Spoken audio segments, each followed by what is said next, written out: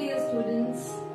Today we will be discussing about the transition period of history from the Middle Ages to the modern age. The Middle Ages, and that too specifically of Europe, we will be discussing the Renaissance age, which is known as the transition period. Now the Middle Ages in Europe have been marked from 400 AD to 1400 AD. And this period has been marked with a lot of crusades. Peasants' revolts were there. Peasants' revolts means the farmers, lots of revolts taking place because of feudal system. Then we also see that there was a plague called Black Death, a natural disaster which results in many deaths during the period, and the dominance of the church. These were the several problems that we have faced in the Middle Ages, and the Middle Ages is known to be the dark ages of history. Thereafter, gradually there were certain changes which came up in history which resulted in a transition period or a reformation period. This period is known to be the Renaissance age, which is marked from 1400 AD to 1600 AD. So in this lesson, we will be discussing about Renaissance period, the impact of Renaissance, the various sources of history, that is the primary and the secondary source. Then we will be discussing about the impact of this Renaissance and what are the major causes of this Renaissance. Thereafter, we will be discussing about Industrial Revolution, which took place in the 18th century and resulted in a boost in imperialism and colonization and also urbanization. So these are the learning objectives of this lesson. So let's start. The period of transition is the transition between the Middle Ages to the modern age. As I mentioned, it is between 1400 to 1600 AD, there was a Renaissance age. Now, the meaning of a Renaissance is a reawakening or a rebirth. And this age is known to be the age of discoveries, wherein a lot of new art forms, paintings, sculptures, new trade routes, wealth among people, architecture and science, lot of discoveries and inventions were made in science also. So this was actually an age of a reawakening or a rebirth. This transformation began in Italy, and it included new ways of building a new style of art and new way of living. Therefore, it is known as the Renaissance, means the rebirth. We witness a lot of changes in the society during this period of transition. We find that a lot of scholars began asking questions about society, how the laws are being formulated, various philosophies, and even they questioned religion. Renaissance mainly were visible in four main cities. First is Venice, which is in Italy. Next is Florence, again in Italy. Antwerp in Belgium, and Haarlem in Netherlands. These were the places which marked the beginning of a Renaissance age. Now, there are three main events which resulted in the Renaissance, or which marks the beginning of the Renaissance period. The three main events in history is the fall of Constantinople in 1453, which ended the last traces of the old Roman Empire. The second is the development of printing in 1450s, which made books available to everyone who could read. And the last is the first voyage of Christopher Columbus to America in 1492. And thereafter, we find lots of people venturing or going on voyage, and they discovered lots of new sea routes for various trade activities. The next topic is about sources of transition. Sources of transition means the source of information about history. That is, it can be in the form of primary source or secondary source. Primary sources means the first-hand evidences. That means it is the written or the non-written records. It can be personal correspondence. It can be work of art, literature, architecture, coins, tools, maps, paintings, artifacts, etc. So these are the various primary sources of information about history. That is the period of transition. Now several examples that I am going to quote about the transition period which gives us information. The primary sources which give us information are La Pieta, which is a sculpture made by Michelangelo. He was a famous sculptor and a painter during the transition period. Then Mercator maps are there, made by Gerardus Mercator, who was a Flemish cartographer, and he created the first effective way of showing the world as a sphere on a flat surface. The Mercator maps of the world became the model for all the other maps because it included meridians. Next is Sistine Chapel, which is painted by again Michelangelo, and the walls of this chapel are painted from inside, which is a marvelous architecture and painting in itself. The secondary sources of information about history includes those sources which are already being collected and are reinterpreted or commented or are reprocessed from the primary sources. The secondary source includes all those information which have been rewritten or re-recorded from the primary sources. So it can be in the form of history textbooks, dictionaries, encyclopedias, interpretative journal articles and book reviews. So in this we have certain evidences that we have are the writings of Raphael, John Milton, Galileo, Martin Luther. All these are several personalities during the Renaissance age, from where we get the secondary source of information.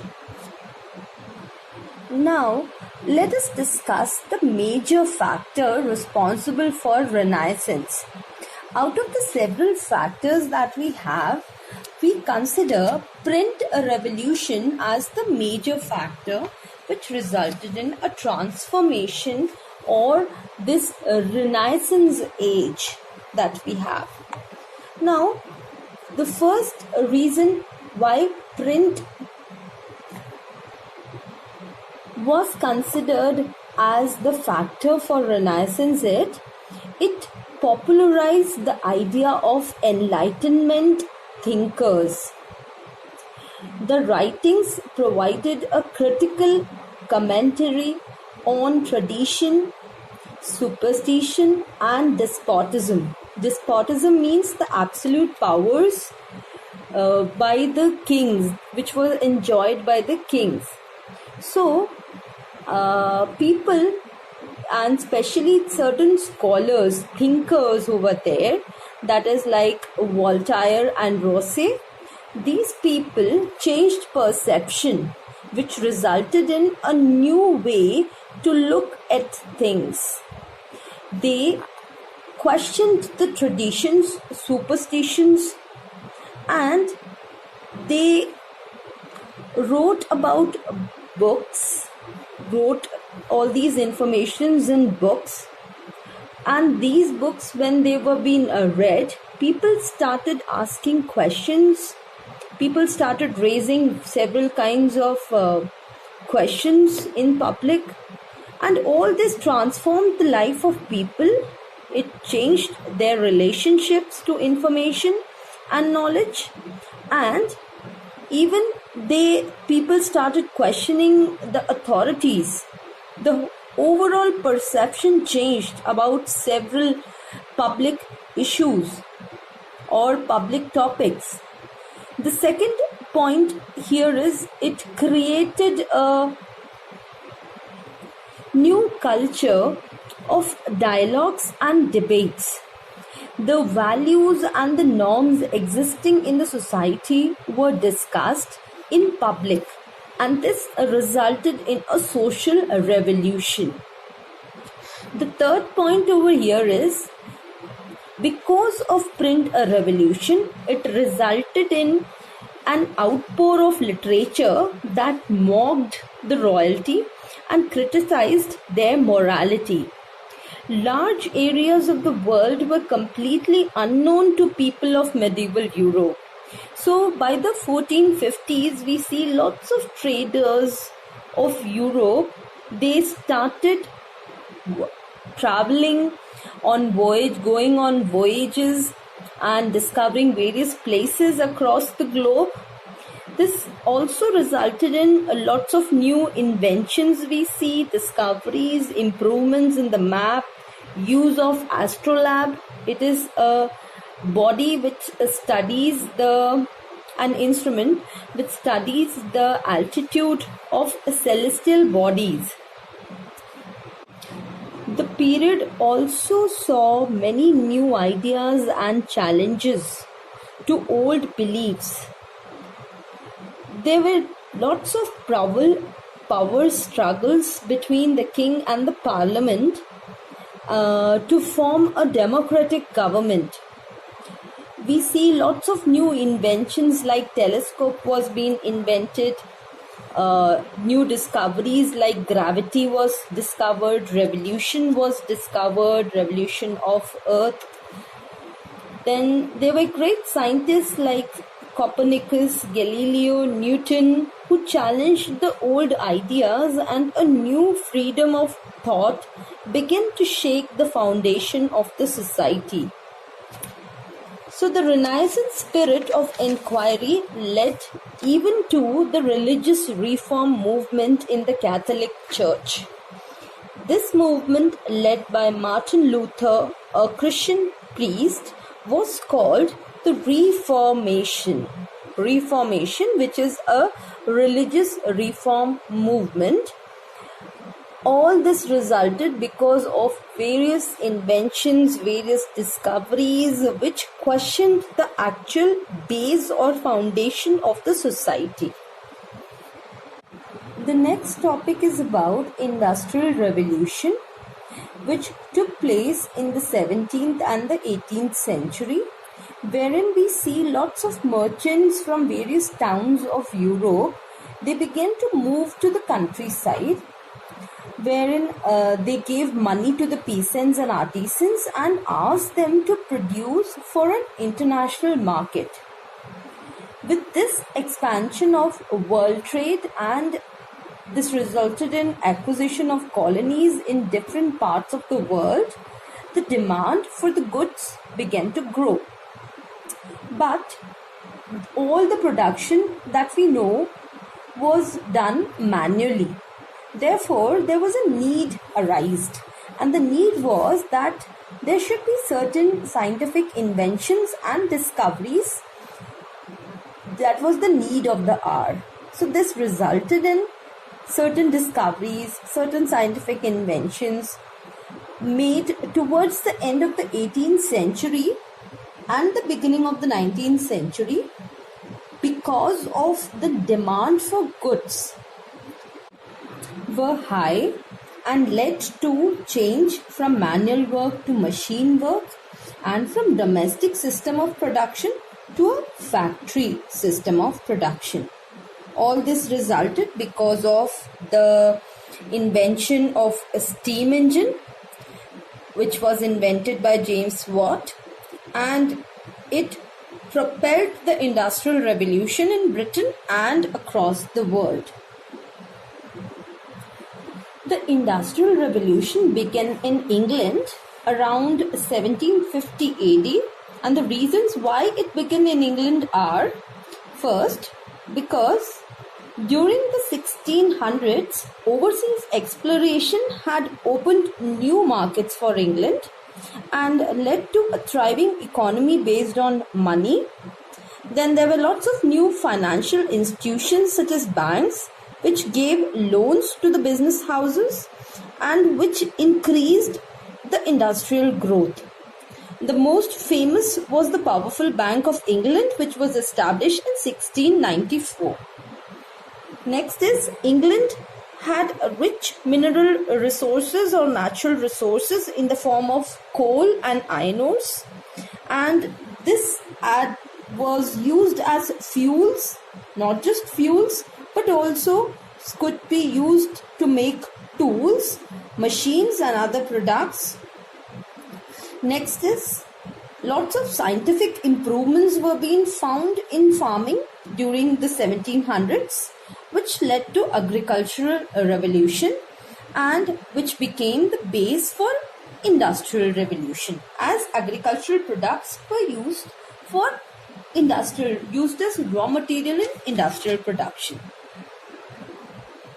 Now, as gradually industrial revolution took off, by the late 19th century, we see that trade increased and markets also expanded. A lot of trade activities started taking place among different economies, and market was also expanding. That means people could now find markets all across the globe. Not just internal trade, but external trade was also possible. So all this led to a lot of prosperity in the economy, in countries. This was the greatest advantage of the time. But the disadvantage, if we see, is there was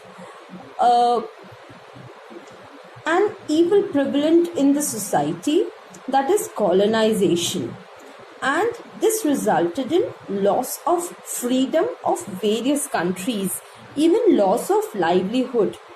And the major impact of industrial revolution, if we see, is urbanization and imperialism. Now let us discuss the major impact of industrial revolution. We say that there is no such development as industrial revolution which has resulted in economic, social, cultural and even political life of people, of institutions have changed after the industrial revolution has been achieved. Thus, the major impact is, first, let us take urbanization. Now, what is urbanization? It is the process of conversion of small villages and towns into cities, is known as urbanization. So the first point is growth of new cities and industrial towns with the expansion of trade and commerce led to the expansion of old cities and the growth of new towns near the factories. And such cities had the concentration of factories. That means a lot of factories were set up. They were using various marketing activities, and lots of financial institutions also were set up, such as banks and guilds. Guilds means it's an association of artisans. Second point is growth of trade and commerce. Industrial revolution helped in the development of a rail and the road transportation system, which in turn resulted in faster, safer and cheaper transportation across the national markets. Third point is this overall resulted in general prosperity for the mass due to mass production. That means due to large scale production, the quality of the items was good, and these goods could be easily available at cheaper prices, and most of the goods were easily accessible to people. That means this improved the standard of living of people. Okay. Then the fourth point is slums, overcrowding, and poor housing condition. This actually means that as lots of factories were situated near the coal fields or seaports, not much attention was paid towards providing proper housing facility to the workers. And so the workers in the towns lived in very overcrowded localities, and even they did not have proper sanitation and drainage facilities. The fifth point is exploitation of the workers. In here, the workers had to work very long hours, and the working condition was also not very appropriate. That means it was very harsh working conditions were there. They were even not paid appropriately. So inadequate and unfair wages were being paid, and we can find that there was no equal treatment, even as women and children were paid less, very less in compared to men, and this all resulted in exploitation of the workers.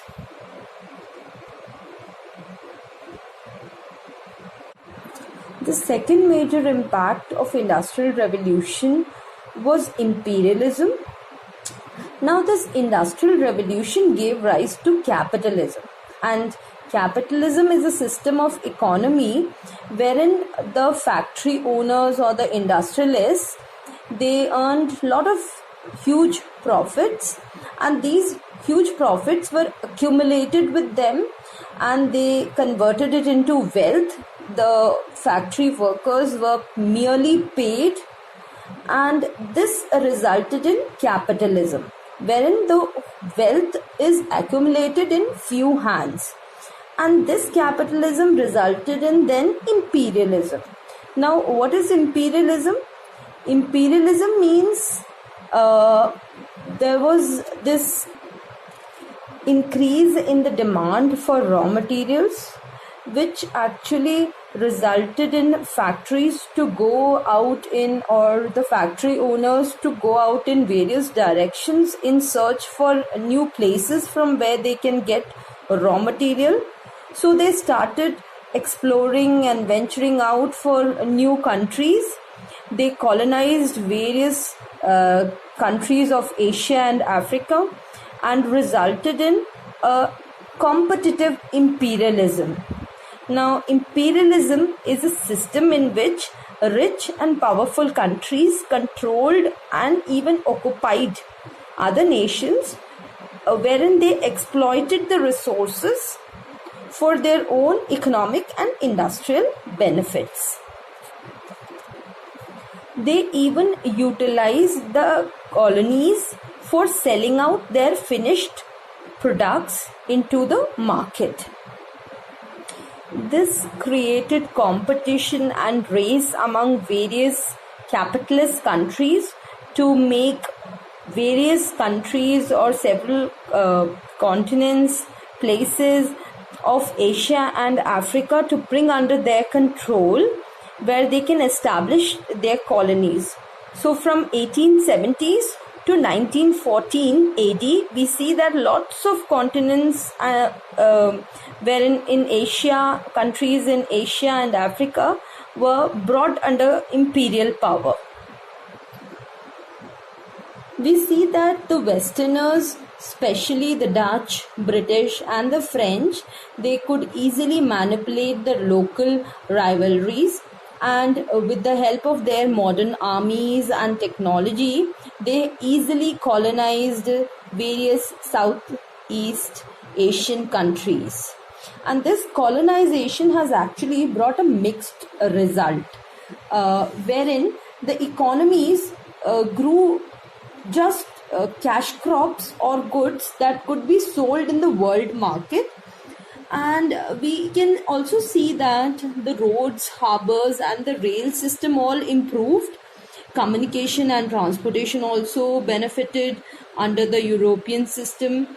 And however, education, health, and sanitation also have been seen a slight improvement because of European powers. Even migration of people are being witnessed. And so this was the end of the lesson. Hope you all understood and enjoyed the lesson. Thank you. Take care.